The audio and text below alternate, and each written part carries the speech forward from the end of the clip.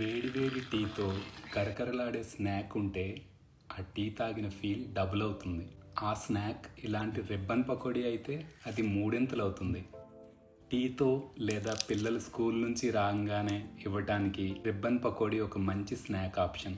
తక్కువ టైంలో తక్కువ ఇంగ్రీడియంట్స్తో చాలా ఈజీగా చేసుకునే స్నాక్. ఒకసారి ట్రై చేస్తే ఇంకా స్వీట్ షాప్స్లో కొనడం మానేస్తారు, అంత బాగా వస్తుంది. ఎలాగో చూసేద్దామా మరి. వెల్కమ్ బ్యాక్ టు టేస్టీ రా. ముందుగా ఒక బౌల్లో జల్లెడ పట్టుకుంటూ 2 కప్పుల బియ్యం పిండి, అరకప్పు శనగపిండి, అరకప్పు వేపిన శనగపప్పు పిండి, అదేనండి పుట్నాల పప్పు పిండి వేసుకోవాలి. జల్లెడ పట్టుకుంటే నూక లేదా ఏదైనా చెత్త ఉంటే తీసేయొచ్చు. వీటికి 1/2 టీ స్పూన్ ఇంగువ, 1 టేబుల్ స్పూన్ వాము ఇలా చేత్తో నలుపుకుంటూ వేసుకోవాలి. 2 టేబుల్ స్పూన్ల నువ్వులు, రుచికి సరిపడా ఉప్పు, 1 టీ స్పూన్ కారం. నేను సీమ మిరప లేదా చీమ మిరప కారం తీసుకుంటున్నానండి. ఇది చాలా ఘాటుగా ఉంటుంది, అందుకే 1 టీ స్పూన్ తీసుకుంటున్నాను. మామూలుదైతే కనీసం 2 టీ స్పూన్లు వేసుకోండి. 2 టేబుల్ స్పూన్ల బటర్ లేదా నెయ్యి వేసుకొని కలపాలి. ఇలా పిండిని నొక్కితే విడిపోకుండా ఉండాలి, లేదా విడిపోతుంటే ఇంకాస్త బటర్ యాడ్ చేసుకోవాలి. ఇప్పుడు చూడండి, ఇలా రావాలన్నమాట.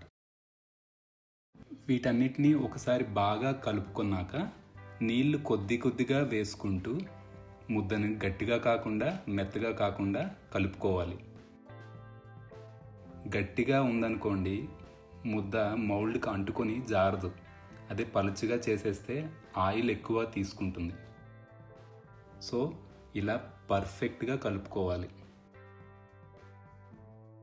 ఇప్పుడు ఈ ముద్దని మూత పెట్టి ఒక 10 నిమిషాలు పక్కన పెట్టేయండి.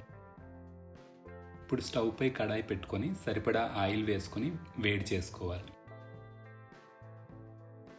ఇలా గొట్టం అంచులకు ఆయిల్ రాసుకొని ముద్దను నింపుకోవాలి.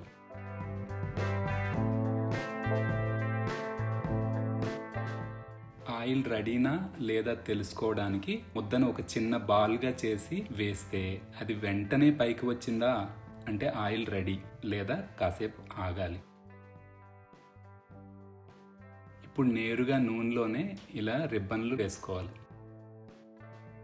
ఒకేసారి ఎక్కువ వేయొద్దు, మీడియం ఫ్లేమ్లోనే వేపుకోవాలి. కాస్త నెమ్మదిగానే వేగుతాయి ఇవి.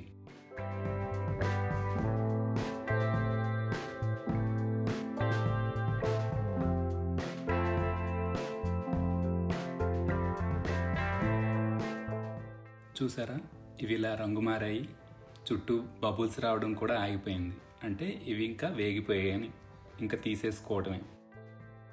ఇలానే మిగిలినవి కూడా వేసుకోవడమే.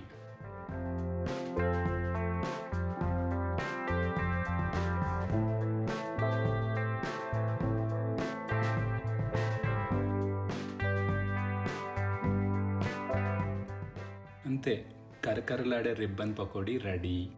ఇవి పూర్తిగా చల్లారాక ఒక 8 డబ్బాలో స్టోర్ చేసుకుంటే ఎన్ని రోజులు ఉంటాయంటే డబ్బా ఖాళీ అయ్యేదాకా. మా ఇంట్లో అయితే నెక్స్ట్ డేకే ఖాళీ. నచ్చిందా? నచ్చితే లైక్ చేయండి, తప్పకుండా ట్రై చేయండి. ట్రై చేసి ఎలా వచ్చిందో కామెంట్ చేయండి. ఇలాంటి మరిన్ని కరకరలాడే రెసిపీస్ కోసం సబ్స్క్రైబ్ చేయడం మర్చిపోకండి. మళ్ళీ మరో ఈజీ రెసిపీతో కలుద్దాం. Until then, bye bye, happy cooking.